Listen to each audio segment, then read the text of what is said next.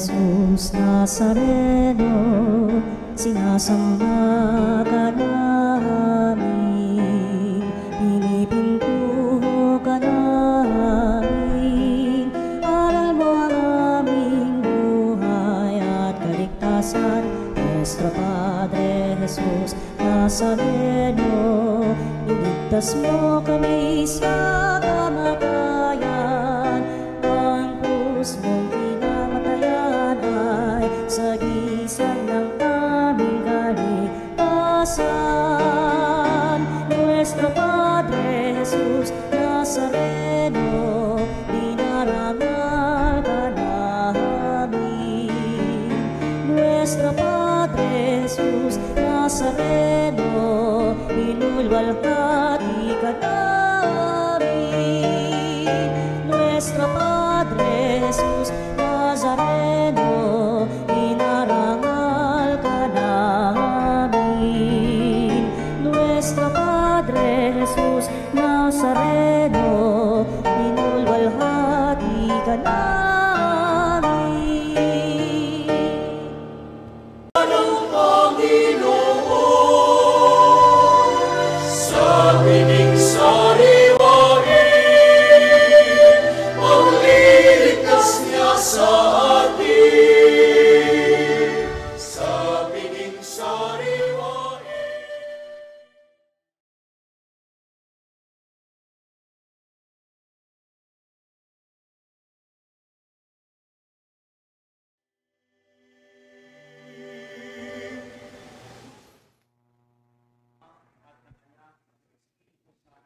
Amen. Ang pagpapala ng ating Panginoong Hesukristo, ang pag-ibig at habag ng Diyos Ama, at ang pakikipagkaisa ng Espiritu Santo, naway sumainyong lahat. At sumaiyo rin. Mga kapatid, tayo po ay nasa ika-11 linggo sa karaniwang panahon at ipinapaalala sa atin ng ating ebanghelyo na ang mga maliliit na mabubuting gawa ay nagbubunga ng sagana, katulad ng simpleng pananalangin para sa mga kaluluwa na nagdudulot ng kaligtasan mula sa kamatayan. Upang tayo ay maging marapat na gumanap sa banal na pagdiriwang, aminin natin ang ating mga kasalanan at dumulog tayo sa ating maawaing Panginoon na nagpapatawad ng lubos. Inaamin ko sa makapangyarihang Diyos At sa inyo mga kapatid, na lubha ako nagkasala sa isip, sa salita at sa gawa, at sa aking pagkukulang. Kaya isinasamo ko sa mahal na Birheng Maria, sa lahat ng mga anghel at mga banal, at sa inyo mga kapatid, na ako'y ipanalangin sa Panginoong ating Diyos. Kaawaan tayo ng makapangyarihang Diyos, patawarin tayo sa ating mga kasalanan at patnubayan tayo sa buhay na walang hanggan. Amen.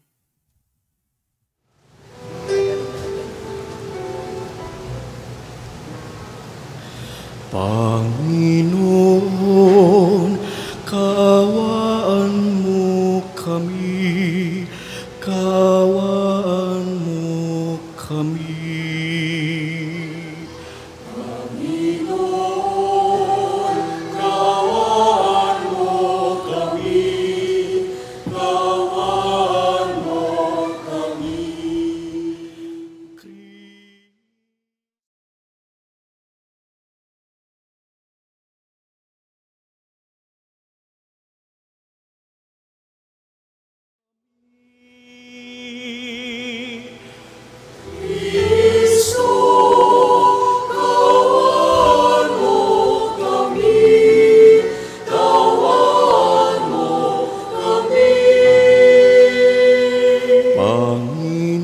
Panginoon, kaawaan mo kami, kaawaan mo kami.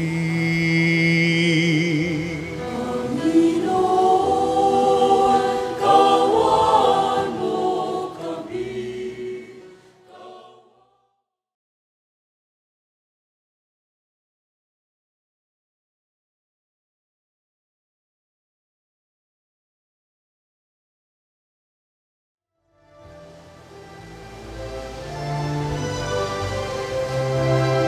Papuri sa Diyos, papuri sa Diyos, sa kaitaasan, papuri sa Diyos, papuri sa Diyos, papuri sa Diyos, sa kaitaasan.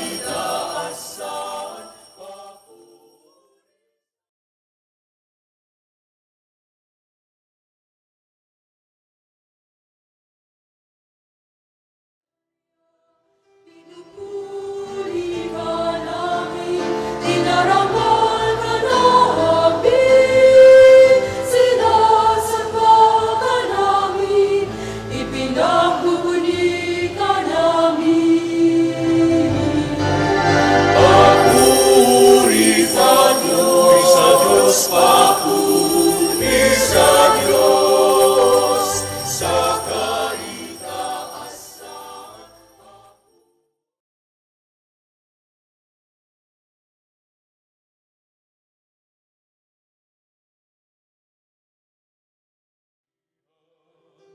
Panginoong Diyos, Hari ng langit, yasamang makapangyarihan sa lahat. Panginoong Jesucristo, bugtong na anak. Panginoong Diyos, Kordero ng Diyos, anak ng Ama.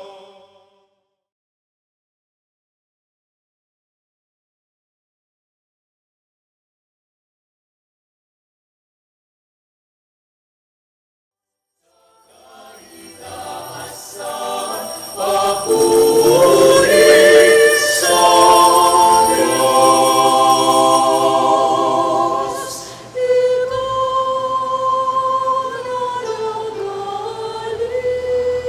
Nagalis ng mga kasalanan ng mundo. Maawa ka sa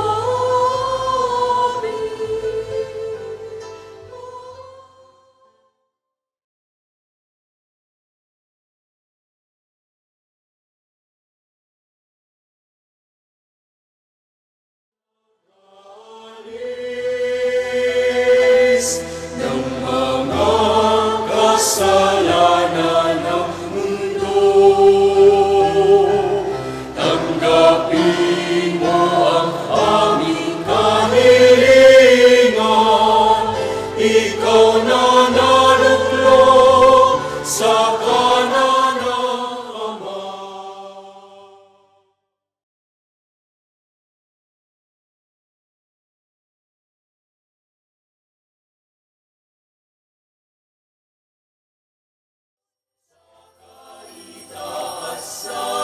Papuri sa Diyos, sapagkat ikaw lamang ang banal at ang kataas-taasan.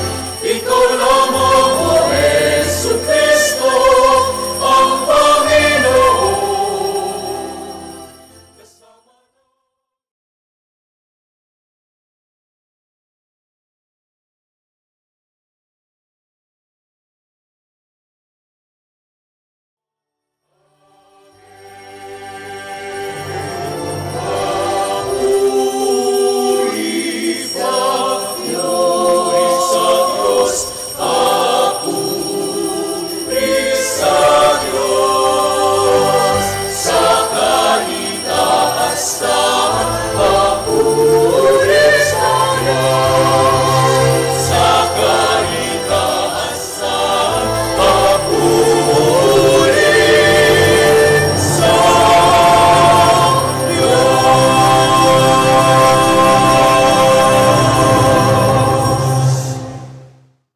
Manalangin tayo. Ama naming makapangyarihan, lakas ka ng mga walang inaasahan kundi ikaw. Ang pagluhog namin ay iyong pagbigyan, sapagkat kami ay mga tao lamang na pawang mahihina kapag iyong iniwanan. Kaya naman kami ay lagi mong tulungan upang sa pagtupad ng iyong mga kautusan, ikaw ay aming mabigyang kasiyahan sa aming iniisip at ginagawa araw-araw sa pamamagitan ni Hesukristo kasama ng Espiritu Santo magpasawalang hanggan. Amen. Magsiupo po lahat. Inihalin tulad ni Propeta Ezekiel sa paglago ng usbong ng Cedro ang pagbabalik ng Israel sa lupang pangako. Gagamitin din ni Jesus ang simbolong ito sa paglago ng paghahari ng Diyos sa ating piling. Pagbasa mula sa aklat ni Propeta Ezekiel. Ito nga ang pinasasabi ng Panginoon. Kukuha ako ng isang usbong ng sedro at aking iaayos. Ang kukunin ko'y yaong pinakamura ng pinakamataas na sanga. Itatanim ko ito sa isang mataas na bundok, sa pinakamataas na bundok ng Israel, upang lumago at mamungang mabuti at maging isang kahanga-hangang sedro. Sa gayon, lahat ng uri ng hayop ay makapaninirahan sa ilalim nito. Ang mga ibon na may makapamumugad sa mga sanga nito. Kung magkagayon, malalaman ng lahat ng punong kahoy na mapabababa ko ang mataas na kahoy at maitataas ko yaong mababa, na matutuyo ko ang sariwang kahoy at mapananariwa ko yaong tuyong punong kahoy. Akong Panginoon ang nagsasabi nito at ito'y gagawin ko. Ang salita ng Diyos. Salamat sa Diyos. Salmon tugunan sa pamamagitan ng pag-awit. Totoong kalugod-lugod ang magpasalamat sa Diyos.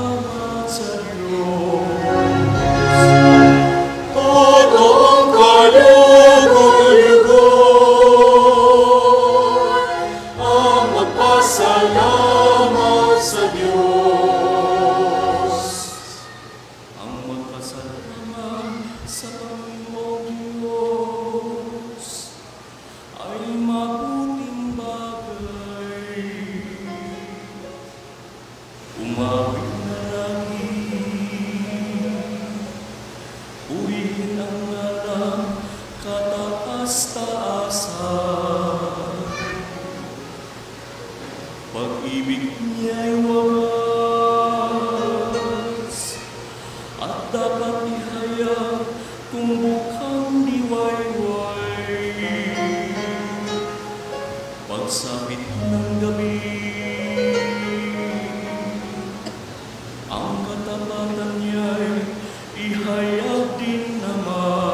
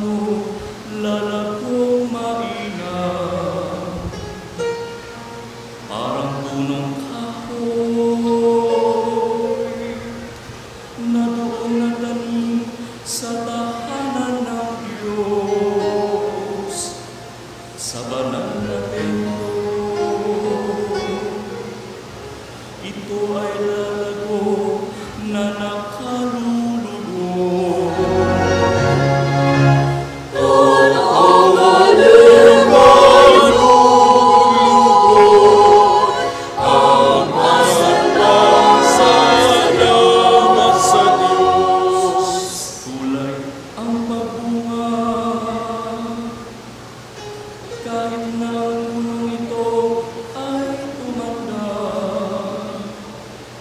lundi at matatag. At ang dahon nito ay laging sariwa. Ito'y patutuo na ang Pangino'y tunay na matuwid. Siya kong sanggalang, matatag na bato, walang mahituwis. Totoo kalugod, ang masalasas yaman sa Diyos. Totoo kalugod, ang masalasas yaman sa Diyos.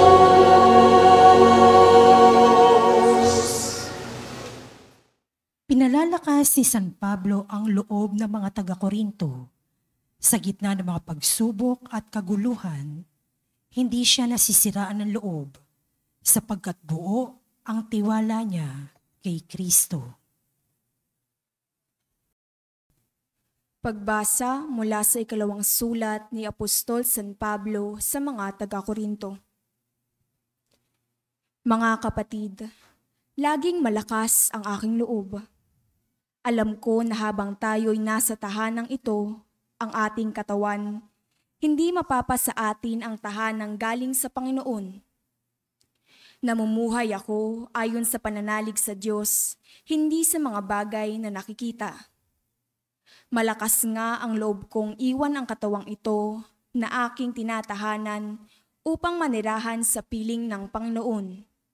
Kaya naman, ang pinakananais ko ay maging kalugod-lugod sa Kanya sa tahanang ito o doon man sa langit. Sapagkat bawat isa ay haharap sa hukuman ni Kristo upang tumanggap ng kaukulang ganti sa Kanyang ginawa, mabuti man o masama, nang siya'y nabubuhay pa sa daigdig na ito. Ang salita ng Diyos. Salamat sa Diyos. Magsitayo po lahat.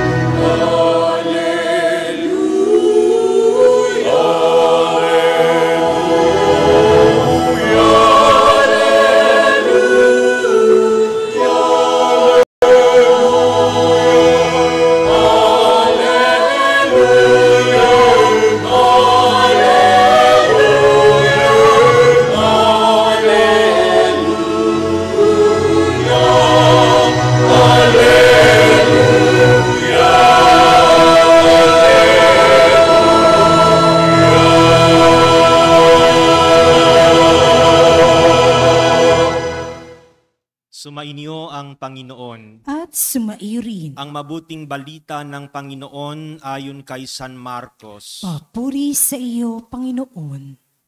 Noong panahong iyon, sinabi ni Jesus sa mga tao, ang paghahari ng Diyos ay maitutulad sa isang naghasik ng binhi sa kanyang bukid. Pagkatapos niyon, magpapatuloy siya sa kanyang pang-araw-araw na gawain. Tutubo at lalago ang binhi nang hindi niya nalalaman kung paano.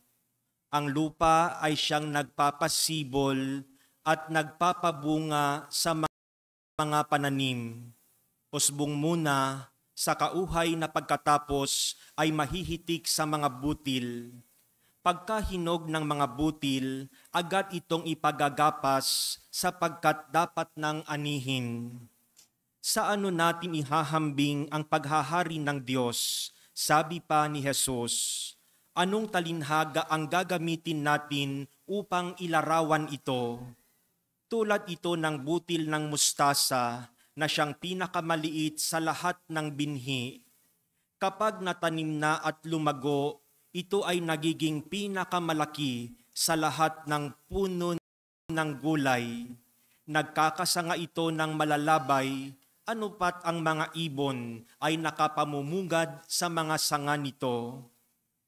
Ang salita ay ipinangaral ni Jesus sa kanila sa pamamagitan ng maraming talinhagang tulad nito ayon sa makakaya ng kanilang pangunawa.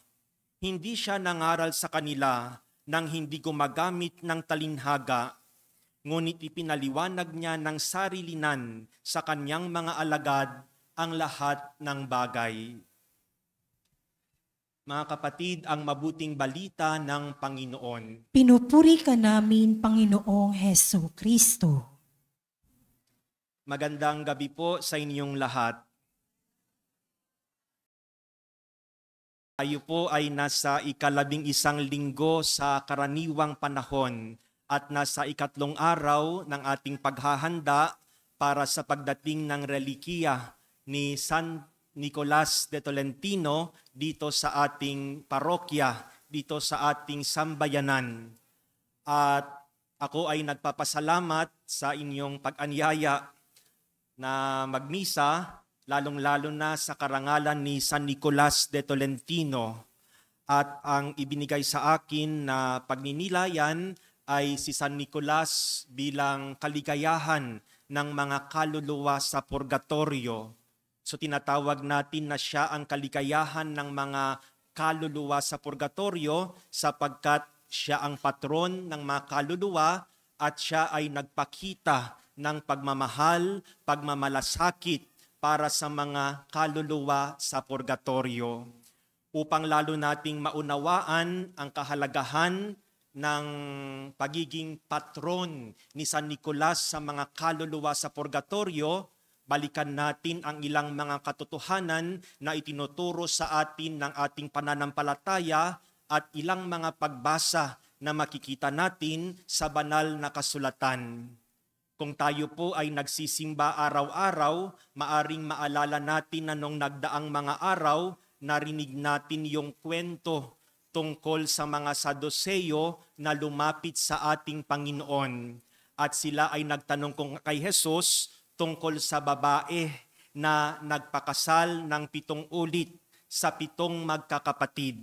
Sapagkat ayon sa kwento, naglagda si Moises na kapag ang lalaki ay mamatay at maiwan ang kanyang asawa na walang anak, ang kapatid na lalaki ay dapat na magpakasal at magkaroon ng anak para sa balo. At ang isyo, 7 magkakapatid, isa-isang napangasawa ng babae at lahat ng iyon namatay na walang anak. At yung babae ay namatay din, kaya't ang kanilang tanong, sa muling pagkabuhay ng mga namatay, kanino magiging asawa ang babae? So ang isyu nila ay tungkol sa katotohanan.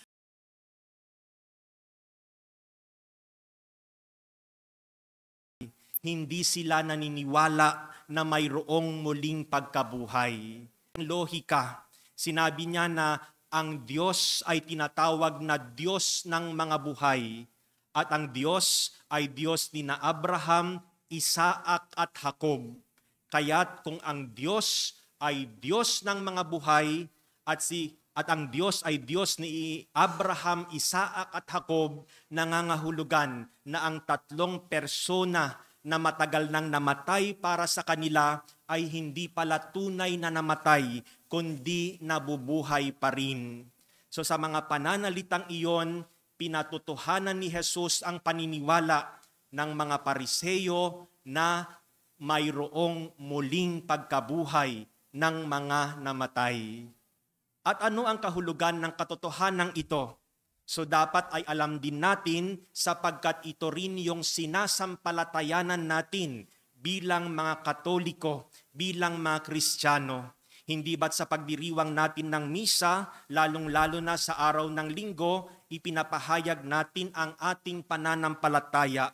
At isa sa mga artikulo ng ating pananampalataya ay ang katotohanan na naniniwala tayo sa muling pagkabuhay ng mga namatay. So ano ang kahulugan nito para sa atin?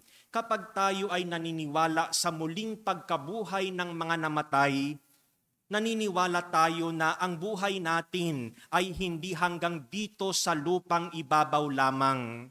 Kaya nga't dahil sa hindi hanggang sa lupang ibabaw lamang ang buhay, kaya nating magtiis sa buhay na ito. Kaya nating mag-invest ng kabutihan, hindi para dito sa lupa, kundi kabutihan na tatamuhin natin yung bunga pagdating natin sa kabilang buhay. So dahil tayo ay naniniwala sa muling pagkabuhay, nagpapakabait tayo dito sa lupa, gumagawa tayo ng mabuti sa ating kapwa. At ganon din, dahil naniniwala tayo sa muling pagkabuhay, ipinapanalangin natin ang mga mahal na yumao. Sapagkat alam natin, naniniwala tayo na ang kanilang buhay ay hindi dito sa lamang sa lupa, kundi mayroong kabilang buhay na maaaring naghihintay para sa kanila. So yun yung una na katotohanan na dapat nating pagnilayan, na mayroong muling pagkabuhay. Dahil mayroong muling pagkabuhay, nagpapakabait tayo, gumagawa tayo ng mabuti. Kinakayanan natin kahit tayo ay magtiis, sapagkat alam nating mayroon pang kabila na naghihintay sa atin. Dahil mayroong muling pagkabuhay, nananalangin tayo para sa mga mahal na yumao. Ang pangalawa, bakit kailangan nating manalangin para sa mga mahal na yumao? So ito yung pangalawang punto natin. Hindi ba't sa banal na kasulatan, mayroon ding kwento ang ating Panginoon tungkol sa mga kaganapan sa katapusan ng panahon. At ano daw ang mangyayari sa araw ng paghuhukom? Magkakaroon ng paghihiwalay ang mga gumagawa ng mabuti at gumagawa ng masama, katulad ng paghihiwalay ng mga tupa at ng mga kambing. At sasabihin ng Panginoon, hali kayo, mga pinagpala ng aking Ama. Makisama kayo sa kaligayahan ng inyong Panginoon na inihanda para sa mga tapat simula pa noong likhain ang sanlibutan. At sasabihin din daw sa mga nasa kaliwa, lumayo kayo sa akin, kayong mga sinumpa. Kayo ay mapapasa apoy na hindi mamamatay. No? At ano yung basehan ng paghihiwalay? Alam natin, sinabi rin sa atin sa kwentong iyon ay tungkol sa paggawa ng mabuti. Ako ay nagutom at inyong pinakain. Ako ay nauhaw at inyong pinainom. Ako ay nagkasakit. Ako ay inyong inalagaan. Ako ay nabilanggo, inyong dinalaw. Walang maisuot, inyong pinaramtan. So mga mabubuting gawa, iyon yung mga dahilan kung bakit ang mga namatay na yumao ay nakakapasok, nakakabahagi sa kaharian ng Diyos. At ano naman daw ang dahilan ng mga hindi nakapasok? Sila yung mga walang pakialam sa pangangailangan, sa paghihirap na nararanasan ng kanilang kapwa. So ito ay nagpapakita sa atin na sa araw ng paghuhukom, sa kabilang buhay, mayroong mga maililigtas at mayroon ding mga hindi maililigtas. Sapagkat yung pagkakamali natin ay iniisip natin, mabuti ang Diyos, kaya't lahat sa kanyang kabutihan, sa kanyang pagmamahal, ang lahat ay maililigtas. Yung isang pagkakamali natin, iniisip natin, mapanghusga ang Diyos, kaya't kahit anong kabutihan pa ang gagawin, walang makaliligtas. Ngunit ang kwentong ito, ang kwento ni Jesus tungkol sa katapusan ng panahon ay nagpapaalala sa atin at nagpapatunay sa atin na mayroong mga maililigtas at mayroong mga hindi maililigtas. So ang tanong natin ay, paano naman kaya yung mga mabubuti? Ngunit mayroon ding siyempre hindi perpekto ang buhay dito sa lupa. Kahit ano yung pagnanais natin na tayo ay makasunod sa kalooban ng Diyos, mayroon ding mga pagkakataon na tayo ay nakakalimot. Mayroon ding pagkakataon na tayo ay nanghihina. Mga pagkakataon na tayo ay nakakagawa ng masama or nakakaligtaan natin na gawin ang mga dapat nating gawin. So paano kaya? So doon papasok ang pangatlong punto natin, no? Na sa aklat ng Makabeo, ni Judas Makabeo, sinabi doon na ipinag-utos ni Judas Makabeo na magdasal sila para sa mga pumanaw na mga sundalo. Bakit daw nila kailangang magdasal? Although ang mga sundalong ito ay nakipagdigma at namatay para sa pananampalataya para sa Diyos, sila ay nakitaan na may suot-suot na mga anting-anting. Hindi ba't sinasabi sa atin na kasalanan, sapagkat sa halip na sa Diyos tayo nagtitiwala, sa mga anting-anting tayo nagtitiwala. Ano ba yung mga anting-anting natin? Yung ulo ng yung ulo ng isda, yung ulo ng rabbit, yung ulo ng baboy, yung ulo ng kabayo, mga anting-anting sa panahon natin ngayon. So ito yung nangyari sa mga sundalo. Nakikipagdigma sila para sa pananampalataya, ngunit namatay sila na may hawak na anting-anting. So ang question doon, hindi sila maaaring pumunta sa langit sapagkat sila ay nagkasala. Ngunit hindi rin sila pwedeng pumunta sa impyerno sapagkat sila ay nakikipagdigma para sa pananampalataya. So dito pumapasok yung issue na namatay na marahil sabihin natin mayroong puso na gustong sumunod sa kalooban ng Diyos. Namatay na naghahangad at nagsisikap na masunod ang kalooban ng Diyos. Ngunit mayroon pa rin mga pagkukulang, mga kasalanan na hindi nagiging dapat na siya ay makapasok sa kaharian ng Diyos. So ang utos ni Makabeo, magdasal. At bakit kailangang magdasal? Doon pumapasok ang konsepto ng purgatorio. So ano daw yung purgatorio? Ito ay isang state or kalagayan na kung saan ang mga kaluluwa na hindi karapat-dapat na makapasok sa kaharian ng Diyos ay nililinis upang pagdating ng panahon maging karapat-dapat na mapabilang sa pinaghaharian ng Diyos. So, iyon yung katotohanan, iyon yung dahilan na makikita natin tungkol sa purgatorio, na mabuti pa rin ang Diyos na kahit na hindi tayo karapat-dapat dahil sa ating mga kasalanan, ibinibigay niya pa rin ang purgatorio upang tayo ay dalisayin, upang tayo ay makapasok sa kanyang kaharian. Sa mga konseho ng simbahan, dalawa ang ipinapaalala sa atin, ilang konseho ang lumipas, ilang konseho ang naganap, at dalawang bagay ang paulit-ulit na sinasabi. Una, may mga hindi karapat-dapat kahit na sabihin mong mabubuting tao, ngunit mayroon pa ring mga dahilan kung bakit hindi sila karapat-dapat na makapasok sa kaharian ng Diyos. At ang pangalawa, sila ay maaaring makalaya.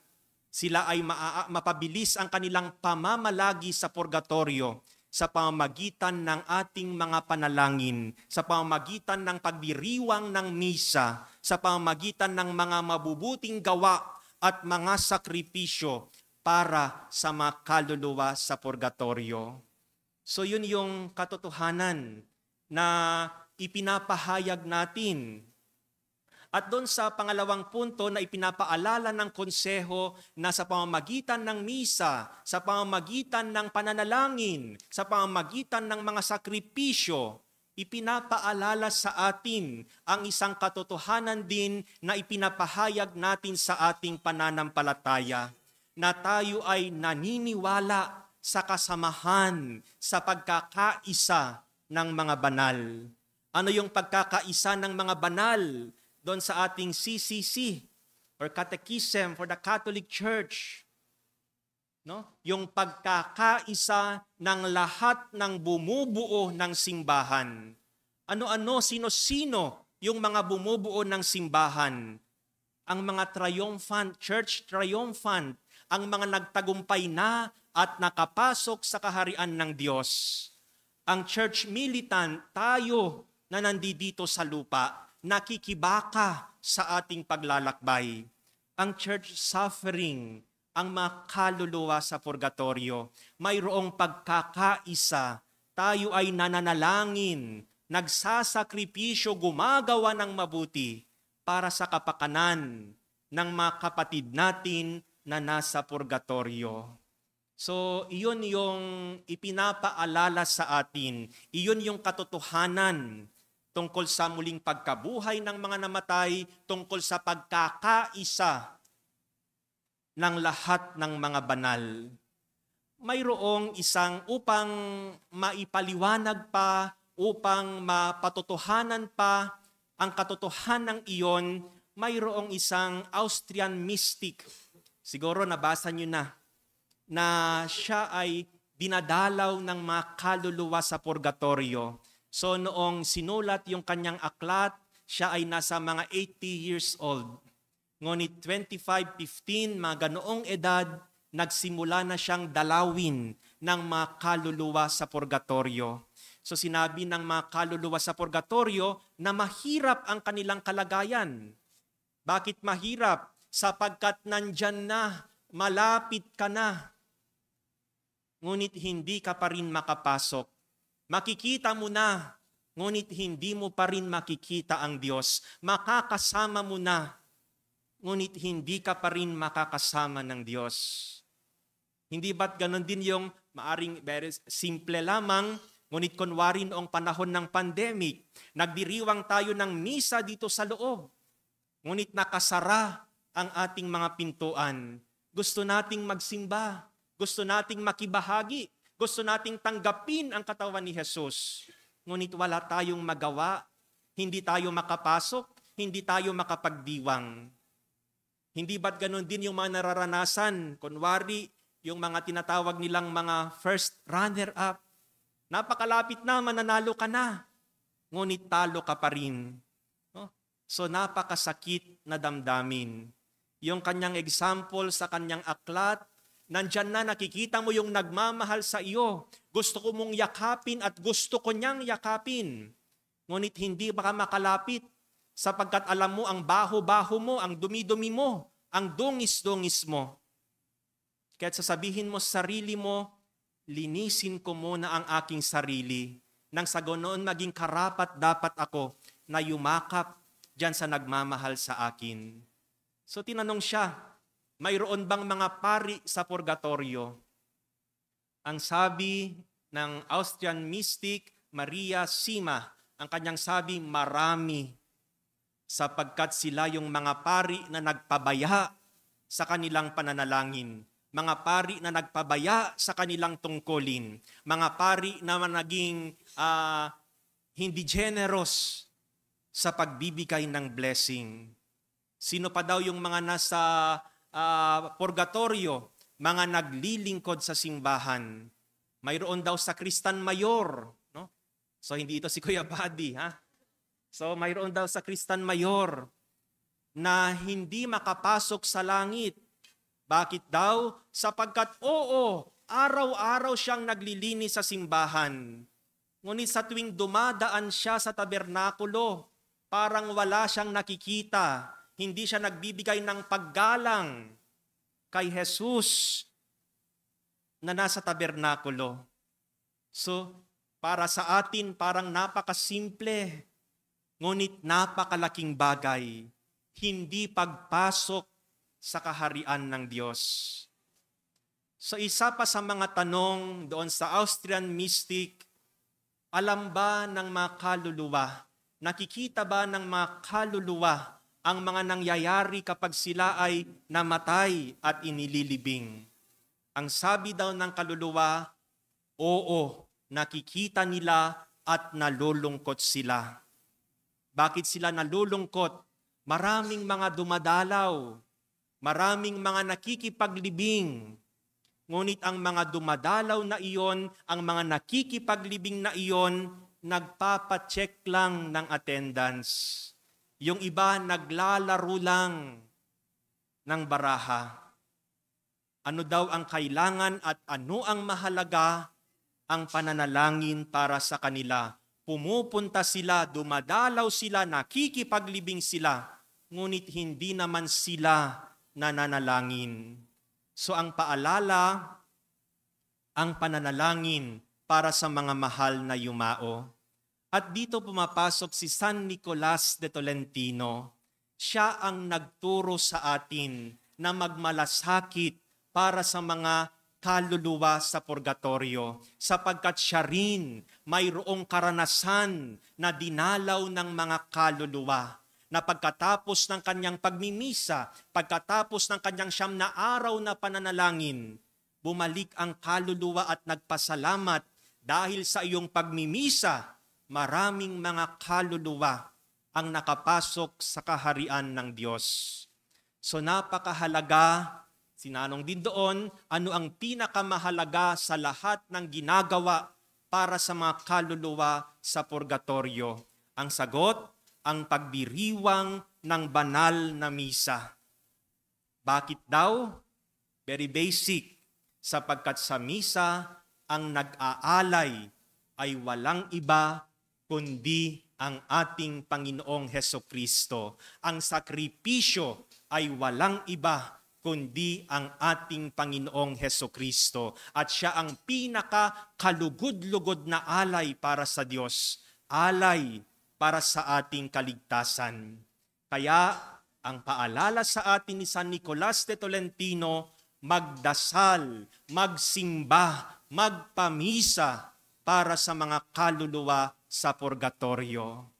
So tayo ay nasa 3 araw ng ating paghahanda para sa pagdating ng kanyang relikiya. Tayo din ay nagagalak sapagkat naiproklama ang ating pamayanan na pinapangalagaan ni San Nicolas de Tolentino. Maaring tayo ay natutuwa, maaring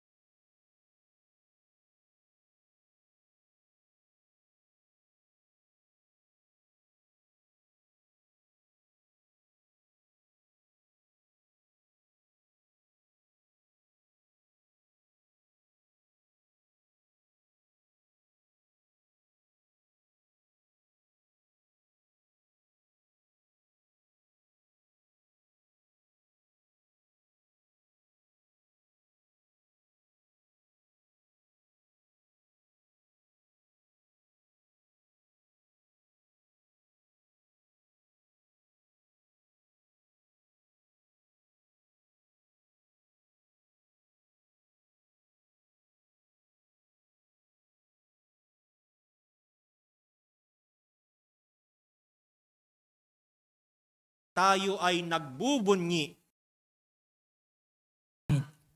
Mga kapatid, isamo natin sa Ama ang patuloy na paglago ng paghahari ng Diyos dito sa lupa, ang paghahari ng katarungan, kapayapaan, pagkakapatiran at pag-ibig. Manalangin tayo at sabihin natin, Panginoon, dinggin mo ang aming panalangin. Panginoon, dinggin mo ang aming panalangin. Patuloy nawang lumago ang simbahan, ang pamayanan ng Diyos, sa pangangaral at pagiging saksi sa pag-ibig ng Diyos sa lahat ng tao. Manalangin tayo. Panginoon, dinggin mo ang aming panalangin. Lagi nawang maging masigasig ang mga pinuno ng simbahan sa kanilang pagsisikap na maitanim ang salita ng Diyos sa puso at isipan ng mga tao. Manalangin tayo. Panginoon, dinggin mo ang aming panalangin. Gamitin nawa ng mga namumuno sa pamahalaan ang kanilang kapangyarihan tungo sa tapat at epektibong paglilingkod sa mamamayan. Manalangin tayo. Panginoon, dinggin mo ang aming panalangin. Gamitin nawa ng mga nagtatrabaho sa media ang kanilang tungkulin sa pagpapahayag ng katotohanan nang walang kinikilingan at para sa kabutihan ng bayan. Manalangin tayo. Panginoon, dinggin mo ang aming panalangin. Makadama nawa ng pag-asa ang mga may sakit, mga naghihingalo, mga mahirap, at mga biktima ng pang-aabuso. Sa tulong ng kanilang komunidad at ng mga mahal nila sa buhay, manalangin tayo. Panginoon, dinggin mo ang aming panalangin. Sa ating katahimikan, alalahanin natin ang lahat ng mga ipinangakuan natin ng ating panalangin, lalong-lalo na ang mga intensyon at mga pamisa na inilakip sa ating pagdiriwang, gayon din ang ating sariling kahilingan.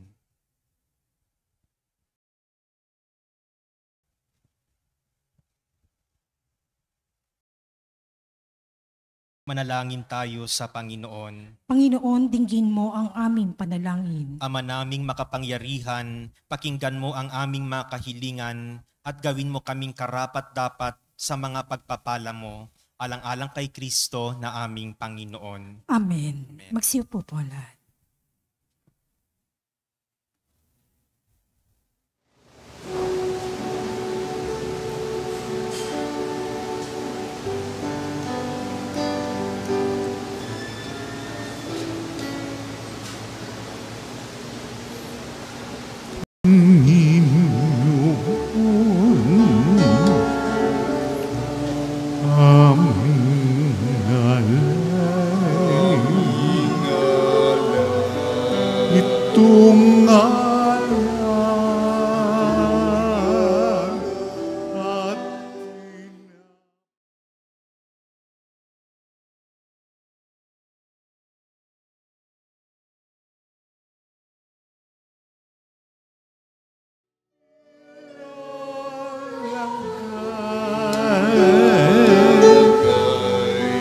Tanggapin sa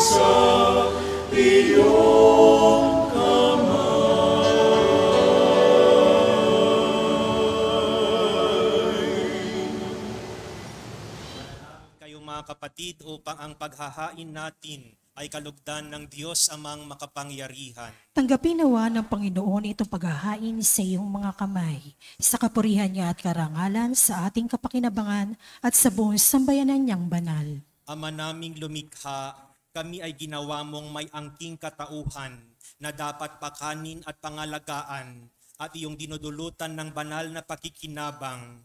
Ipagkaloob mong kami ay huwag magkulang sa mga inuukol mo sa aming kapakanan sa pamamagitan ni Hesukristo kasama ng Espiritu Santo magpasawalang hanggan. Amen. Sumainyo ang Panginoon. At sumaiyo rin. Itaas sa Diyos ang inyong puso at diwa. Itinaas na namin sa Panginoon. Pasalamatan natin ang Panginoong ating Diyos. Marapat na siya ay pasalamatan. Ama naming makapangyarihan, tunay nga na marapat na ikaw ay aming pasalamatan.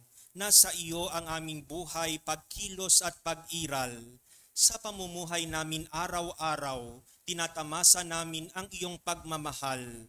Sa pag-ibig mong ipinunla sa sangkatauhan, ang Espiritu Santo ay unang aning bigay ng anak mong naglagak sa amin ng katiyakan na nakalaang mabuhay kami sa piling mo kailanman. Kaya kaisa ng mga anghel na nagsisiawit ng papuri sa iyo, nang walang humpay sa kalangitan, kami ay nagbubunyi sa iyong kadakilaan.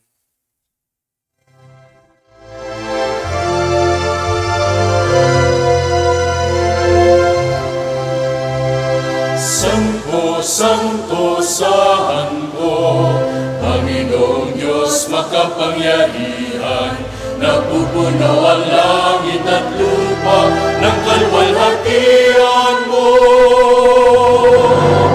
Hosana sa kaitaasan,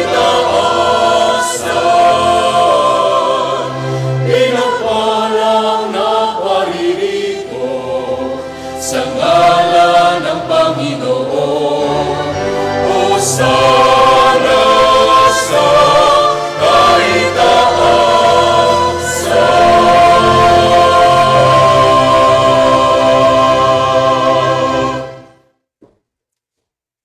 Ama naming banal, ikaw ang bukal ng tanang kabanalan, kaya't sa pamamagitan ng iyong Espiritu, gawin mong banal ang mga kaloob na ito upang para sa amin ay maging katawan at dugo ng iyong anak at aming Panginoong Hesukristo.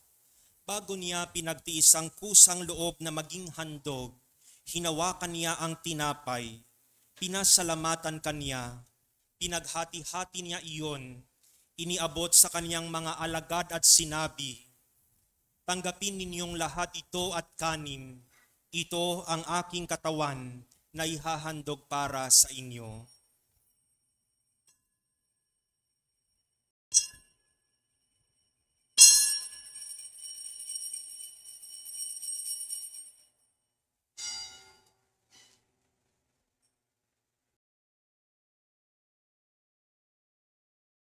Gayon din naman nung matapos ang hapunan, hinawakan niya ang kalis, muli kanyang pinasalamatan, iniabot niya ang kalis sa kanyang mga alagad at sinabi, tanggapin ninyong lahat ito at inumin, ito ang kalis ng aking dugo, ng bago at walang hanggang tipan. Ang aking dugo na ibubuhos para sa inyo at para sa lahat, sa ikapagpapatawad ng mga kasalanan. Gawin ninyo ito sa pag-alaala sa akin.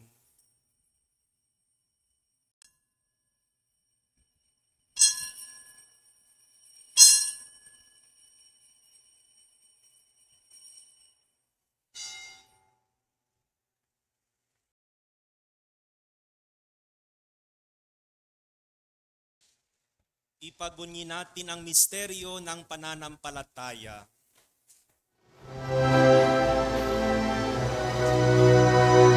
Sa krus mo at pagkabuhay, kami natubos mong tunay.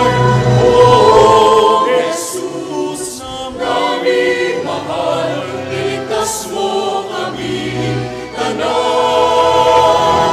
O Jesus, namin mahal,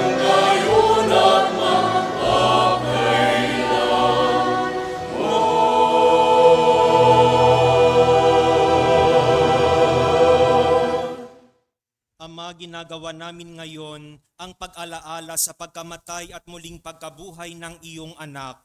Kaya't iniaalay namin sa iyo ang tinapay na nagbibigay ng buhay at ang kalis na nagkakaloob ng kaligtasan. Kami ay nagpapasalamat dahil kami ay iyong minarapat na tumayo sa harap mo para maglingkod sa iyo. Isinasamo namin kaming magsasalo-salo sa katawan at dugo ni Kristo ay mabuklod sa pagkakaisa sa pamagitan ng Espiritu Santo. Ama, lingapin mo ang iyong simbahang laganap sa buong daigdig. Puspusin mo kami sa pag-ibig, kaisa ni Francisco na aming Papa, ni Jose na aming Obispo, ang tanang mga obispo at buong kaparian. Alalahanin mo rin ang mga kapatid naming nahimlay nang may pag-asa na sila ay muling mabubuhay. Gayon din ang lahat ng mga pumanaw. Kaawaan mo sila at patuloyin sa iyong kaliwanagan. Kaawaan mo at pagindapatin kaming lahat na makasalo sa iyong buhay na walang wakas. Kaisa ng mahal na Birheng Maria na ina ng Diyos, ng kabiyak ng kanyang puso na si San Jose, kaisa ng mga apostol, mga martir, ni San Nicolas de Tolentino at ng lahat ng mga banal na namuhay dito sa daigdig ng kalugod-lugod sa iyo. May pagdiwang nawa namin ang pagpupuri sa ikararangal mo sa pamagitan ng iyong anak na aming Panginoong Hesukristo. Sa pamamagitan ni Kristo, kasama niya at sa Kanya, ang lahat ng parangal at papuri ay sa iyo, Diyos Amang makapangyarihan, kasama ng Espiritu Santo, magpa sa walang hanggan.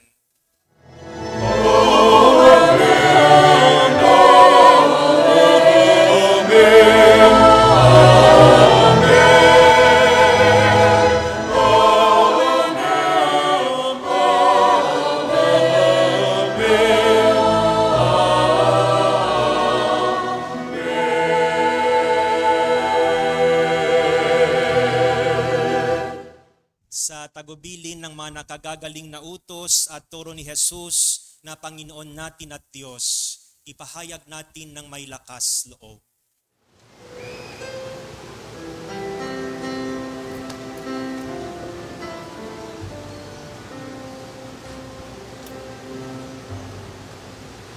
Ama namin, sumasalangit ka, sambahin ang ngalan mo, mapasamin ang kaharian.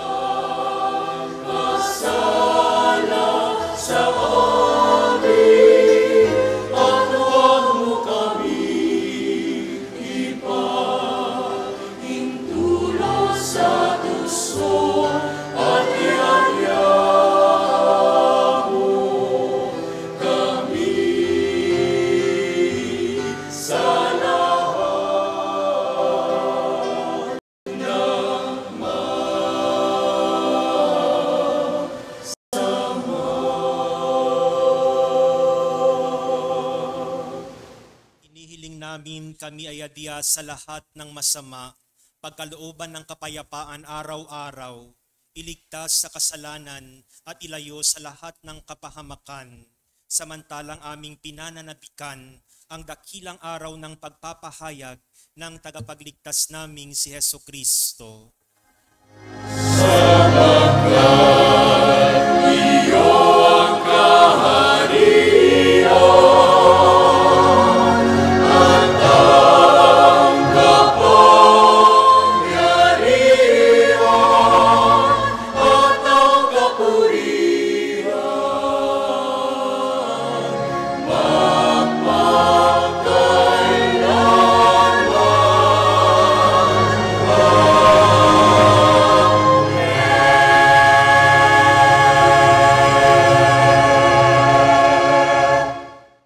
Panginoong Hesukristo, sinabi mo sa iyong mga apostol, kapayapaan ang iniiwan ko sa inyo.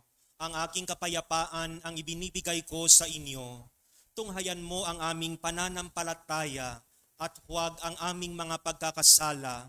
Pagkalooban mo kami ng kapayapaan at pagkakaisa ayon sa iyong kalooban. Kasama ng Espiritu Santo, magpasawalang hanggan. Amen. Ang kapayapaan ng Panginoon ay laging sumainyo. At sumaiyo rin. Magbigayan tayo ng kapayapaan sa isa't isa.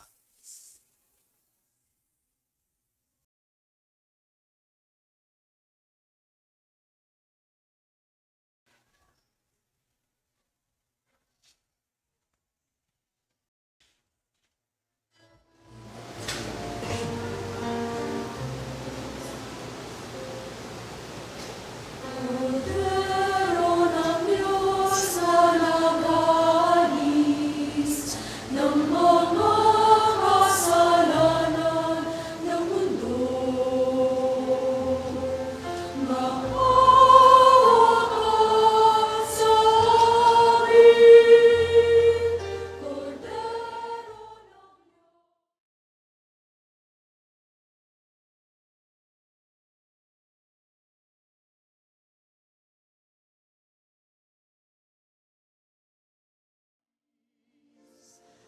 Maawa ka sa amin, Cordero ng kasalanan ng mundo.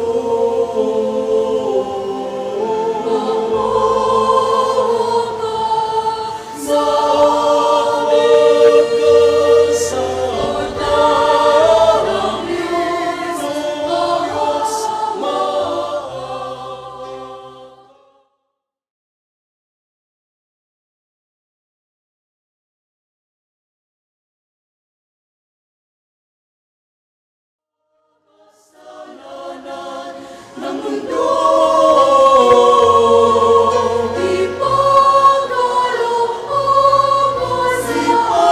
ipagkaloob mo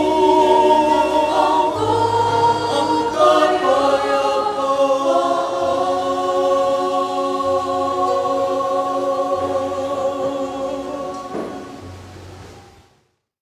Mga kapatid, ito si Jesus, ang kordero ng Diyos, ang nag-aalis ng mga kasalanan ng sanlibutan. Mapalad ang mga inaanyayahan sa kanyang piging. Hindi ako karapat-dapat ng magpatuloy sa iyo. Ngunit sa isang salita mo lamang ay gagaling na ako.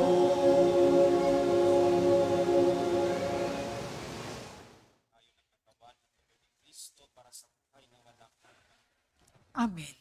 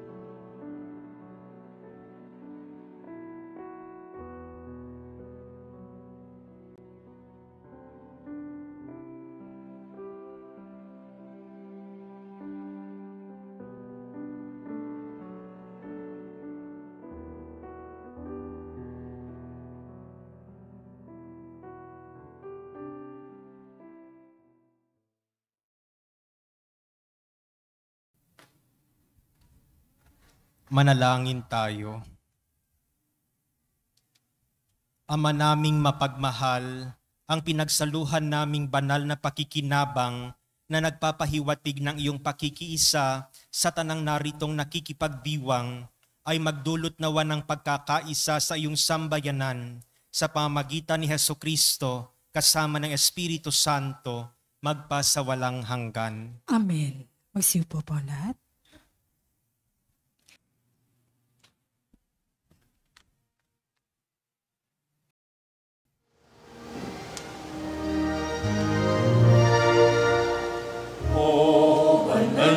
Paring San Nicolas de Tolentino, ikaw ay ginawa ng Diyos.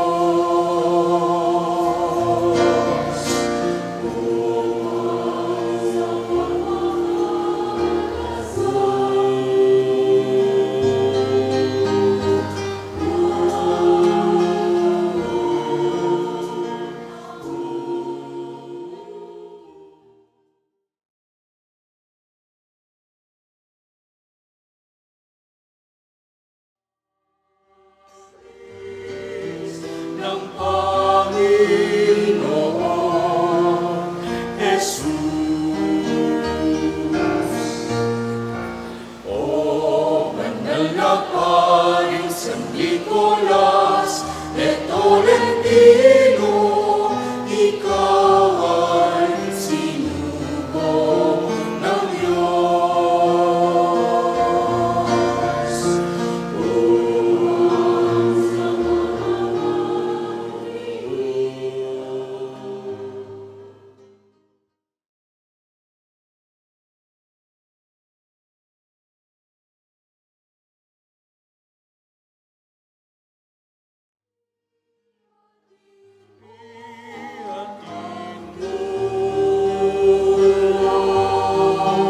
Ng Panginoon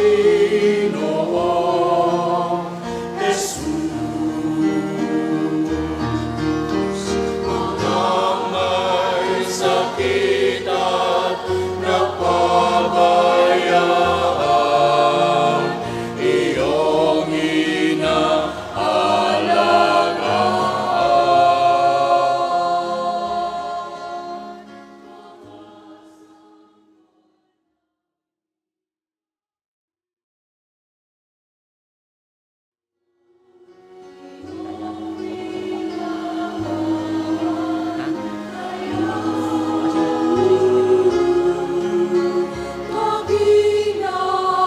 Nalulina at nasusunugan, iyong sinasaklolohan. O banal na paring San Nicolas de Tolentino, huwag mo kami pabayaan.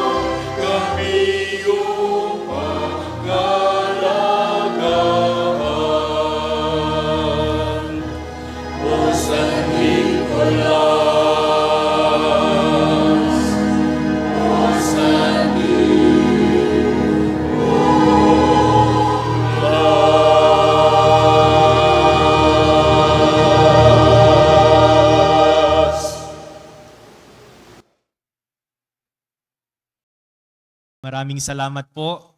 Muli, huwag nating hayaan na si San Nicolas lamang ang mananalangin para sa mga mahal na kaluluwa sa purgatorio. Samahan natin siya sa pananalangin. Huwag nating sabihin, San Nicolas, ikaw na ang bahala.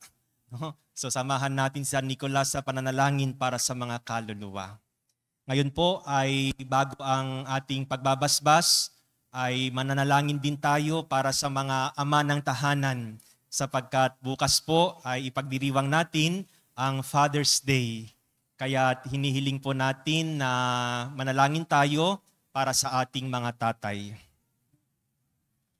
Panginoong Diyos, sa araw pong ito ay aming itinataas sa iyo ang lahat ng mga ama, ang mga haligi ng bawat tahanan. Gabayan po ninyo sila upang matularan nila si San Jose bilang modelo. Ingatan po ninyo sila sa paghahanap buhay at ilayo po ninyo sila sa lahat ng uri ng tukso. Ito ay hinihiling namin sa ngalan ni Kristo na aming Panginoon. Amen. Amen. Happy Father's Day po sa lahat ng mga tatay na nandito ngayon at sa lahat ng mga tatay na nakikibahagi sa pamamagitan ng Facebook Live ng Soledad de Manila. Happy Father's Day po. Happy Father. Sumainyo ang Panginoon. At sumaiyo rin. Pagpalain kayo ng makapangyarihang Diyos, Ama, Anak, at ang Espiritu Santo. Amen. Tapos na po ang ating pagdiriwang. Humayo kayo na taglay ang kapayapaan ni Kristo. Salamat sa Diyos.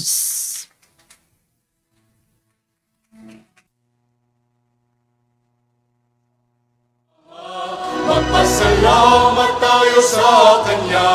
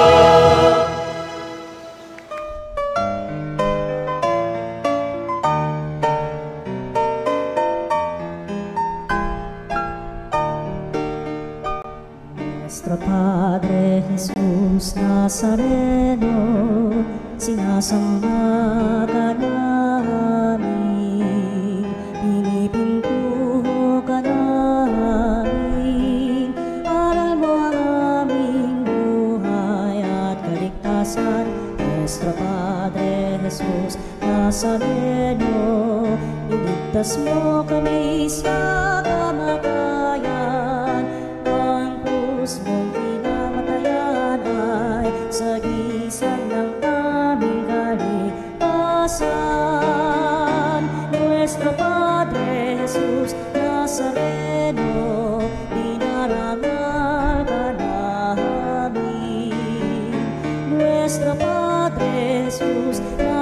Nazareno, inulwalhati ka namin.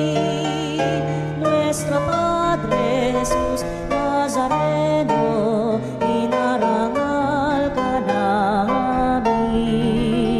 Nuestro Padre Jesus Nazareno,